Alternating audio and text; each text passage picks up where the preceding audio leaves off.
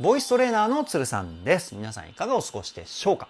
今回の動画はですね、A グループディスティニーオフィシャルミュージックビデオ、こちらを見て歌声分析をしていきたいと思います。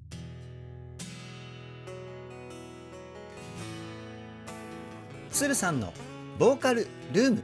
A グループのファンの皆様、いつもリクエストありがとうございます。皆さんのおかげでね、少しずつではありますが、A グループのすごいところだったり、魅力、気づくことができています。本当にね、毎回コメントで温かい言葉だったり、A グループの詳しいことを教えていただいて、僕はね、もう本当に嬉しいです。そしてね、たくさんリクエストをいただいた中から今回はディスティニーの方を選ばさせていただきました。で、今回も例のごとくオープニングトークはですね、歌声分析をした後に撮影しているので、今の段階ではどのような楽曲なのかっていうのを把握しているわけですけれども、そして歌声分析をしてみて、僕はね、思いました。A グループは最強すぎると。もう歌でできないことなんてないんじゃないかなっていうぐらいオールマイティな歌の技術ですし、もう表現力もものすごいですよね。もう終始感動しっぱなしでした。そういった感じでどこよりも丁寧に細かくをテーマに歌声分析しておりますので、ぜひ動画の最後までお付き合いよろしくお願いします。そして鶴さんのボーカルルームで公開した A グループの歌声分析動画をまとめた再生リストというものを作りました。今回の動画を見てみて他の動画も見てみたいっていう風に思ってくださった方はですね、概要欄に URL 貼ってありますので、ぜひそちらからチェックしていただけたらなという風に思います。鶴さんのボーカルルーム、こちらのチャンネルは私鶴さんが現在気になっているアーティストの魅力をボイストレーナー目線で伝えるリアクション動画と歌声分析動画をメインで公開しているチャンネルです。今の話を聞いて気になった方はぜひチャンネル登録、高評価よろしくお願いします。それでは早速 A グループディスティニー歌声分析 GO!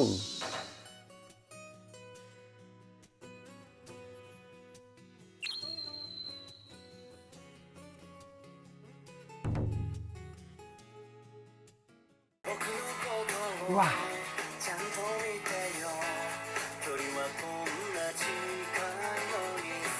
出だしは正門さんなんですね。ものすごくいい声。声の出し方はですね、胸の胸腔共鳴と鼻の鼻腔共鳴、この2つが中心の歌声かなっていうふうに思います。胸の胸腔共鳴っていうのは声の太さだったり声の音の厚さを作り出すポイント、そして鼻の鼻腔共鳴はですね、声の音色をコントロールしたり高い声を出す時に必要なポイントなんですけど、胸で男らしいかっこいい感じ、そして鼻で声に艶っぽさを作り出してるっていう歌声だと思います。僕のことをみたいな、僕がやるとこういう感じかな。もう一回聞いてみましょ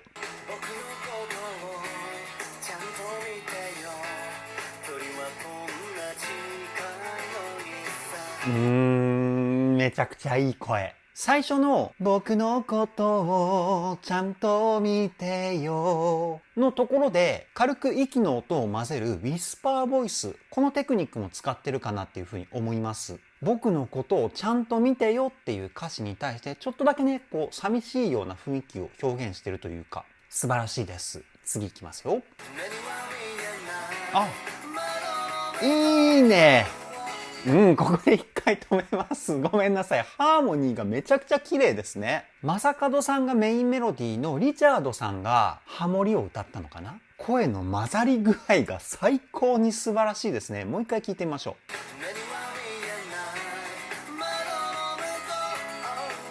う。バッチリですね。で、正門さんの高いところの声の出し方なんですけど、音域が一気に上がったにもかかわらず声が全く細くなってないんですよね。声の性質上、音域が上がると声が細くなって、音域が下がると声が太くなるっていう現象が、これね、自然に起きちゃうものなんですけど、でも正門さんの声は高くなっても声が細くならない。これどういう風に声出してるかっていうと、音域が上がっても胸の響きをキープしてるんですよ。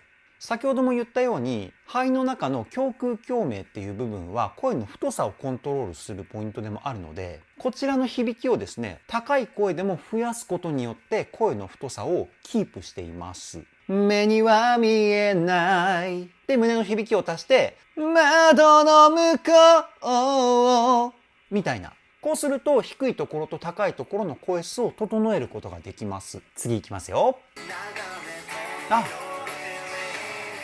今のところはちょっと口を横に広げたような声の響きが出ていたかなっていうふうに思います。口を横に広げるとですね、声全体が明るくなるんですよね。プラス鼻の中の空間を使って温かいような雰囲気も作り出してるかなって思います。もう一回聞いてみましょ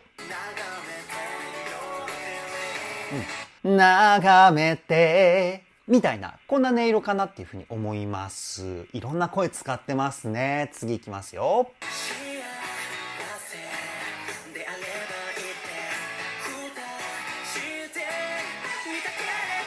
ここは佐野さんの声かな。ものすごく優しいですよね、声質が。で、佐野さんの声はですね、鼻の鼻腔共鳴、こちらが中心になってる声かなっていうふうに思います。そして正門さんと同じように全体的にウィスパーボイスで柔らかい雰囲気を作ってますね。で、声全体的にすごく明るい雰囲気が出てると思うんですけど、おそらくレコーディングの時に口角をこうニって上げて歌ったんじゃないかなっていうふうに推測します。顔の表情を明るくすることによって声質も明るくなるんですけど、それを使ったんじゃないかな。もう一回聞いてみましょう。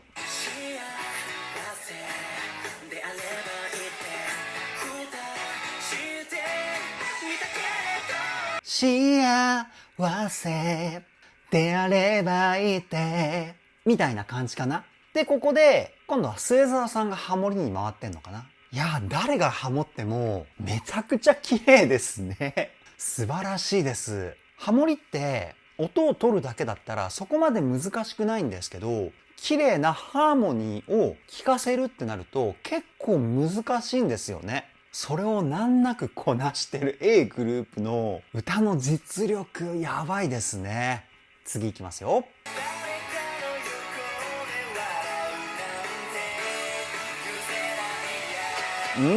で、今のは小島さんの歌声ですね。小島さんの歌声なんですけど、僕が今まで3本かな A グループの歌声分析をした時に思ったのは、その時小島さんは割とこう胸の響き、胸腔共鳴が強いなっていうふうに思っていたんですけど、今のフレーズは胸の響きをあまり使わずに、口の口腔共鳴と鼻の鼻腔共鳴、この2つを中心に声質作りしてるかなっていうふうに思います。さっき小島さんの歌声は胸のね、響き、こちらが強いっていうふうに言ったんですけど、それプラス口の中の口腔共鳴の響きも使っていたので、今回、口の口腔共鳴の響きは共通してるんですけど、鼻を使った歌声は僕ね、初めて聞いたかなっていうふうに思います。すごくいい声ですよね。もう一回聞いてみましょう。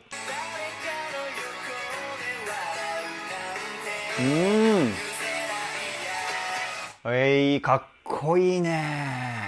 誰かの横でみたいな、こんな感じかな、僕がやると。で、口の中の響きも使っているので、言葉がね、すごく綺麗に聞こえてくるんですよね。歌詞のメッセージ性を伝えやすい声というか、素晴らしいです。次いきますよ。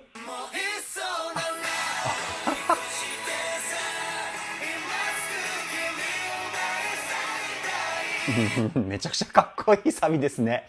やばいですね。ここは全員で歌ってるんですよね。いや、この5人全員で歌った時の声の音圧、ものすごいですね。一気に盛り上がった感じがして、めちゃくちゃかっこいいです。もう一回聞いてみましょう。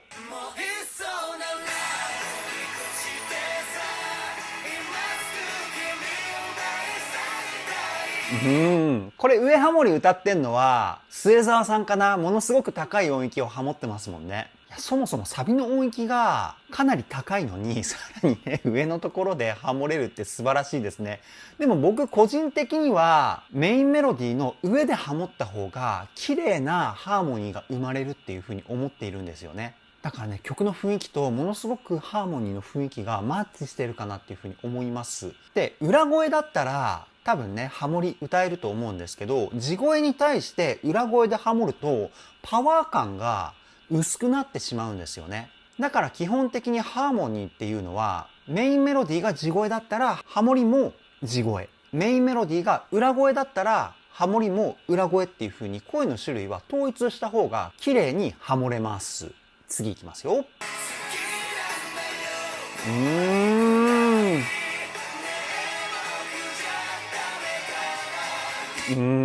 歌詞がものすごくストレートですよね。その歌詞の世界観に対して A グループの皆さんは力強く歌ってるじゃないですか。もう気持ちがビシビシ伝わってきますよね。次いきますよ。なるほどね。ここでちょっとリズムのパターンが変わるんですね。ちょっとこうゆったりとした一つ一つの音をつなげて歌うレガートっていう部分なんですけど、タタタタタタタタみたいな感じでこう伸ばす音符がいっぱい出てくるポイント。ちょっと気持ちにね、安らぎが生まれる瞬間っていう雰囲気がしますよね。そしてやっぱりね、全員で歌った時の声の混ざり具合がものすごいですよね。もうチームワークがバッチリな証拠ですよね。素晴らしい。次いきますよ。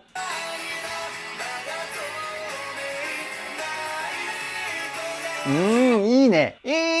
糸がのところと同じフレーズが前半の二人をつないだ。ここでも使われてるんですよね。同じメロディーの流れを繰り返すことによって、これはね、作曲テクニックだったりするんですけど、すごく印象的に心に残るようなインパクトを与えてくれるんですよね。そこに A グループの皆さんのね、歌声が乗ってきたらもう完璧ですよね。もう感動間違いなしです。次いきますよ。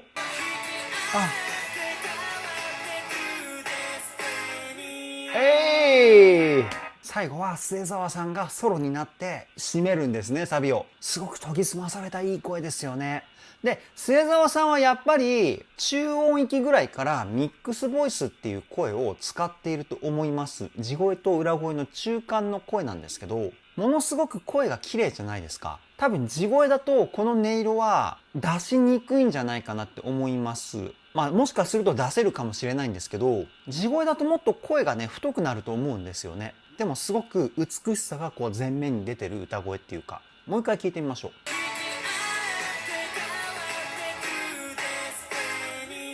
引き合って変わってくみたいな。これ僕今ミックスボイスって歌ったんですけど、地声だと引き合ってみたいな感じになるんですよ。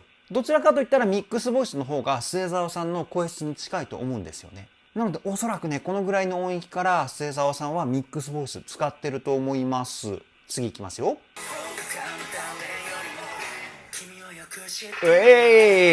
今メインメロディーを佐野さんが歌っていて、バックで同じ歌詞、同じリズムでラップをリチャードさんが歌ってましたよね。このボーカルアレンジものすごく斬新ですね。超かっこいい。もう一回聞いてみましょう。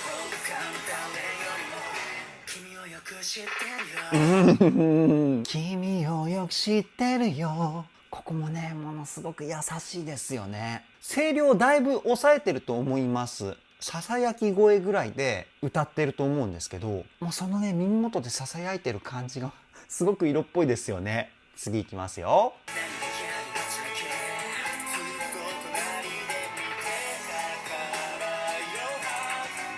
そうそう、小島さんの僕の中での歌声のイメージって今聞いた声なんですよ。胸の胸腔共鳴をメインで使った声と口の口腔共鳴を使った声。すごくたくましい感じの歌声っていうかね。もう一回聞いてみましょ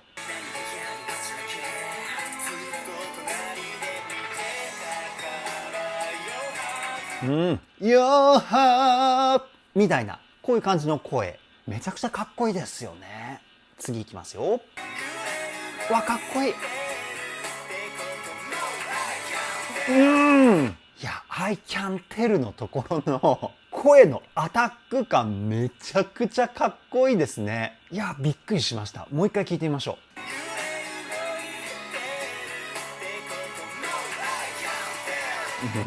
う。いいね。で、結構ハモリを歌うパートが多い曲なんですね、今回のディスティニーは。いや、これだけね、自由自在にハモれるっていうのがすごいですよね。次いきますよ。いい声。いい。わかってはみたいな感じで裏声にね、こう一瞬ひっくり返したこの泣きの歌い方、めちゃくちゃいいですね。もう一回聞いてみましょ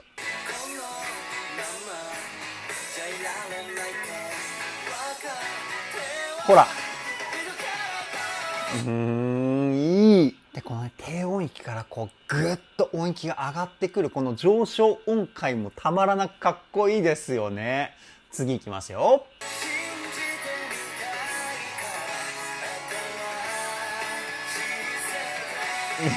いい。で、リチャードさんの声も、すごくハスキーな感じですよね。こう、天然のジリジリしたような音色が声に乗ってるっていうか、これめちゃくちゃかっこいいですよね。真似しようと思ってもね、なかなか真似できない天性の歌声だと思うんですけど、もう一回聞いてみましょう。ほら。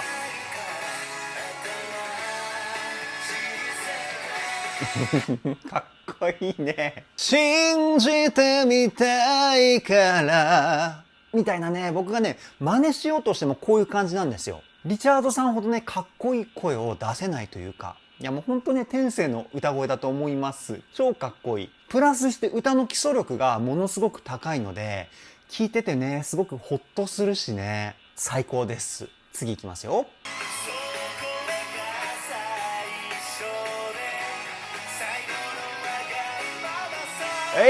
今のところは小島さんがメインメロディーでハモリが佐野さんなのかな。ミュージックビデオを見た感じだとそういう風に思ったんですけど、間違ってたらごめんなさい。っていうかみんなメインメロディーもハモリもできちゃうんですね。いやー、レベル高いっすわ、A グループ。で、小島さんのめちゃくちゃたくましくてパワフルな歌声。やっぱ C メロでこういう力強い歌声が来ると、最後の大サビの展開まで引っ張っていくっていうパワー感が生まれてきますよね。もう一回聞いてみましょう。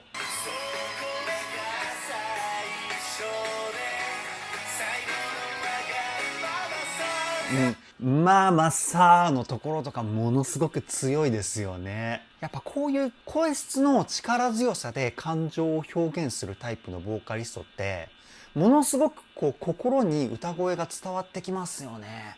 素晴らしい。次いきますよ。うわ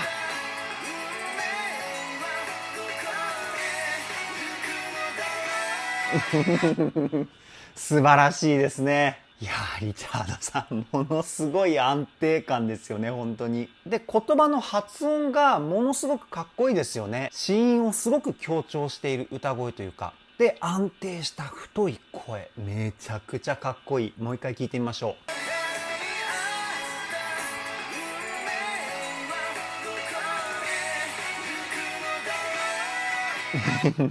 で、このハイトーンでハモってるのは佐野さんなんですね。佐野さんもものすごい音域広いんですか？っていうかね、今のハモリを聞いたら音域広いんだなっていうのがわかるんですけど、佐野さんのこのハイトーンは僕初めて聞いたかもしれないです。びっくりしました。次いきますよ。うわ。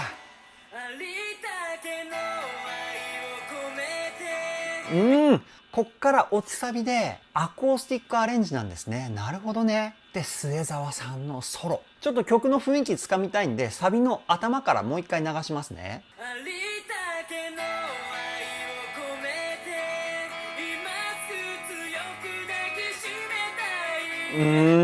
たまらないですね。この音域をここまで優しく歌えるボーカリストが果たして日本に何人いるかって話なんですよ。今すぐ強く抱きしめたい。僕が精一杯抑えてこんな感じです。僕からするとめちゃくちゃ難しいです。末澤さんのこの歌い方。いや、羨ましいですね。で、この声はですね、僕の理論的な解説、僕ができるできないは置いといて、分析してこういう風な感じができれば末澤さんみたいに歌えるよっていう知識を皆さんにお話しするんですけど、まずミックスボイスが大前提になってきます。で、そのミックスボイスをですね、どれだけ鼻に入れれるかなんですよね。で、これ話だけ聞くと、ものすごく簡単にできそうっていう風に聞こえるかもしれないんですけど、声を鼻にいっぱい入れるっていうことはデメリットとして声が細くなりやすいんです。声が細くなると今度キンキンした成分が出ちゃって優しく歌ってるのに優しく聞こえないっていう声に仕上がっちゃうんですよ。だから鼻に入れるんですけど、胸腔共鳴の響きとか口腔共鳴の響きとかちょっとぐらいは必要なんですよね。このバランスがすごく難しいんですよ。それをね、さらっとやっちゃう末澤さん、天才ですね。次いきますよ。うわー、いい声。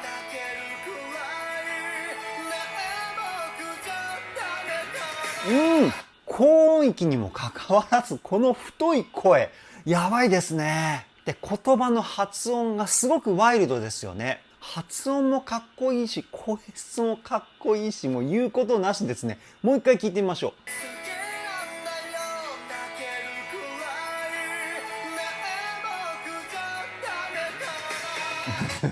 素晴らしいですね。いやー、みんな本当に素晴らしい歌声を持ってますよね。次いきますよ。あやばい。鳥肌がやばいです。いや、ブレイクしてからの転調かっこよすぎますね。ブレイクっていうのは伴奏がなくなって無音になることをブレイクって言います。で、転調っていうのは、今のところで言うと、キーが上がる。これが転調ですね。片方だけでもかっこいいのに、ダブルでやっちゃうところがね、素晴らしいですね。で、全員で歌うじゃないですか。ダブルって言いましたけど、トリプルですね。かっこいい要素が3つ重なってるポイント。そりゃね、かっこよすぎるでしょうっていう感じなんですけど、それをね、最強にかっこよく表現できる A グループがね、素晴らしすぎるんですよ。次いきますよ。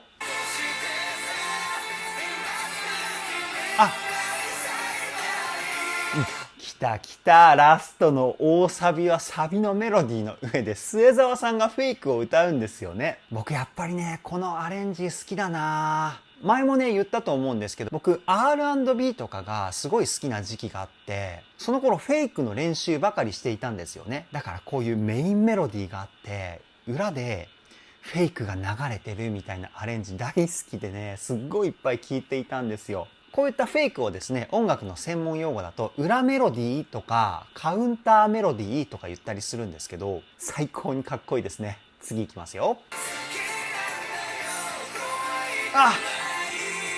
そう、こういうやつ。メインメロディーと同じリズムなんですけど、フェイクの人が違うメロディーを歌って、結果的にうっすらハモってるように聞こえるっていうテクニックですよね。いやー、最高だ。次行きますよ。ごめんなさい。短く止めてしまって。これ。ほら、愛しい人のところは、ごめんなさい。ちゃんと喋れてなかった。愛しい人のところは、裏でのフェイクだったのが、ハーモニーっていうか、ハモリに変わってますよね。そう、こういう展開もできるので、ものすごく自由性の高いパートなんですよね。好き勝手歌えるっていうか。このね、自由に歌えるっていう反面、自由に歌うための知識だったり技術がないとできないパートなので、これをね、歌ってるのがどれほどすごいことかっていうことをね、知っていただければなっていうふうに思います。てか皆さんの方がね、A グループの凄さはご存知だと思うので、僕がね、言うまでもないとは思うんですけど、次いきますよ。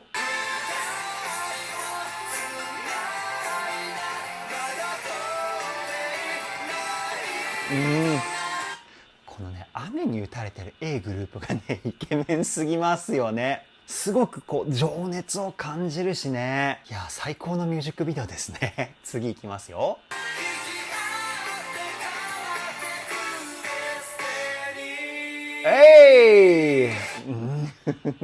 最高ですね。最後のロングトーンがね、ものすごくいい。いやー、感動してますよ、僕は。素晴らしすぎて。こっからエンディングなのかな？せっかくなんでね、聞いていきますよ。かっこいい。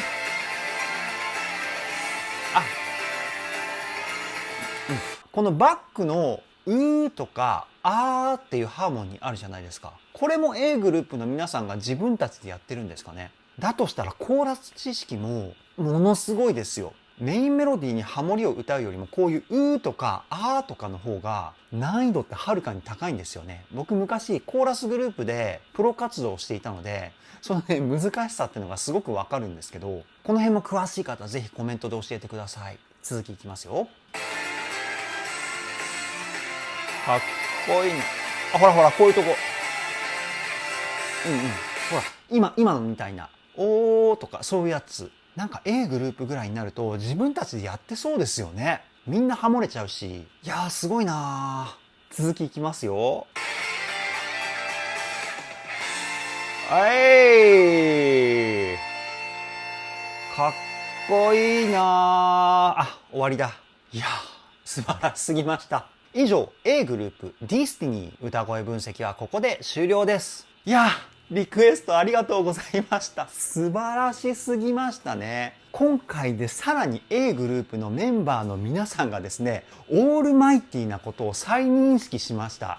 何でもできちゃうし、どの音域でも歌えちゃうっていうね、スーパーボーイズグループですね。いや本当にもっともっと A グループのことを知っていきたいと思っていますので、今後ともアドバイスの方をどうぞコメントでよろしくお願いします。これからも全力で A グループ追っていきたいと思います。それでは今回の動画はここで終わりです。動画の内容を気に入ってくださった方はチャンネル登録、高評価よろしくお願いします。ではでは、ボイストレーナーのつるさんでした。